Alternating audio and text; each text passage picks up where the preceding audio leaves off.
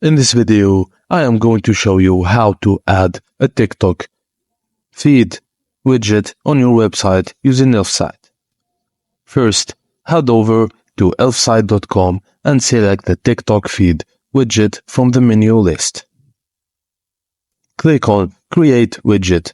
You can find the link in the video description. Choose a template that matches your website's style. Next, click Continue with this template and then choose a TikTok account you wish to preview on your website. Customize the layout, size, colors, animation, and shapes of the TikTok widget on your website using the Layout, Buttons, and Style tabs, according to your preferences. Once satisfied, click Join to install to add the widget. Next, you will be provided with an HTML code to copy. Copy it and head to your WordPress admin panel. Create a new custom HTML block and paste the code there. Click Update to save the changes and you will see the TikTok feed widget on your website.